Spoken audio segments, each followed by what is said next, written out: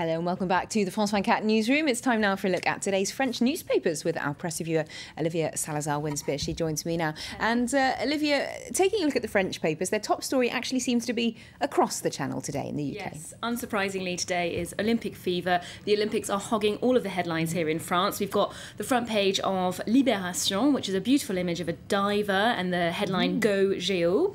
We've got Le Figaro highlighting the pomp and ceremony of the British celebrations. They've got pictures of the Queen's Guards on the cover. You can see them quite small there under the Olympic rings. And La Croix have chosen to go with the flame, saying that, you know, the flame has now landed in London, which means it's the real beginning of the Games.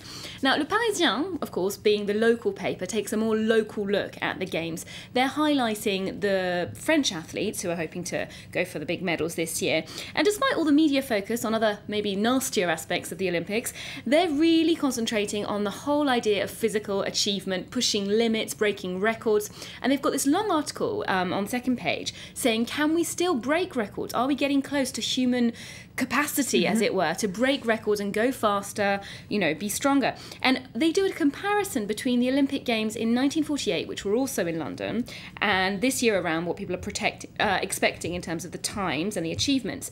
And the scientists who they've interviewed are saying basically we're very close to saturation point, and that the advances that we've made over the centuries, well, centuries since the Olympics started, but certainly over the last few decades, are getting close. The gap's getting smaller and smaller, and these gaps of a couple of seconds, for example, they give Usain Bolt as an example. He's got 9.58 seconds for the 100 metres. They're saying he can't do much better than that physically. It's impossible. It's impossible, you know. But they do concede that technology in lots of the events helps a lot. You can see really big improvements in things like javelin, discus, where the materials have got lighter or they've been improved.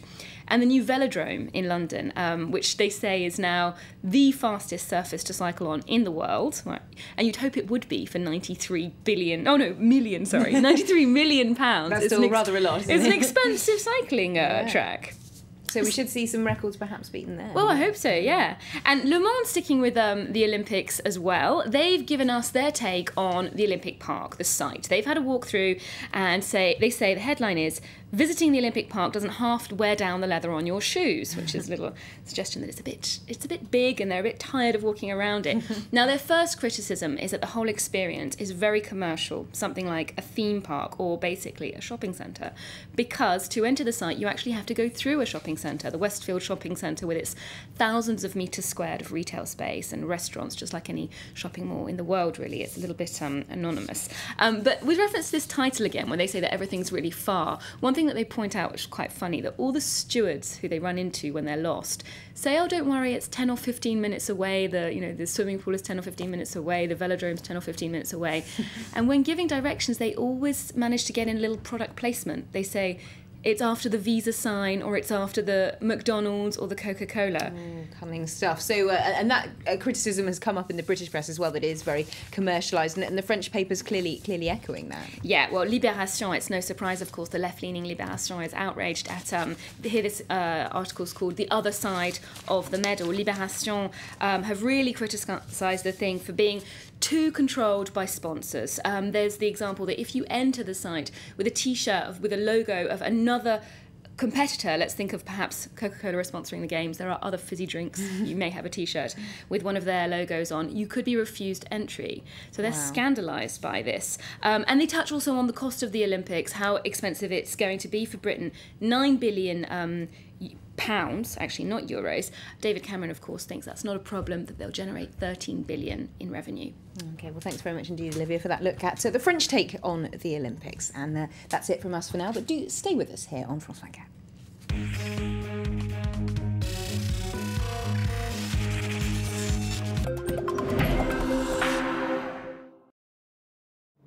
A hotel in Barcelona.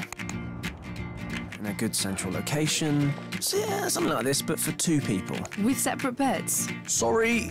Come on, more stylish. Okay. More like it. No way. This one is perfect. Is there a pool? Yeah, there is. Trivago compares over 100 websites to find you your ideal hotel at the best price. Hotel Trivago.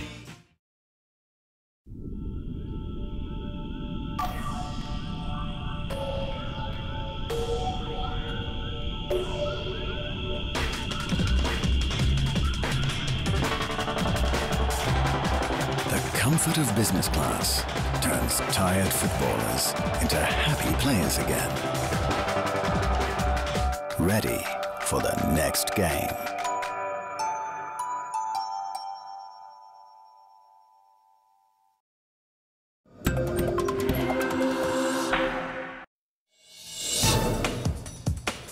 Join us on Health this week as we're taking a ride with the blind community. From artificial retinas to driverless cars, scientists are making the impossible seem possible, and only seeing is believing.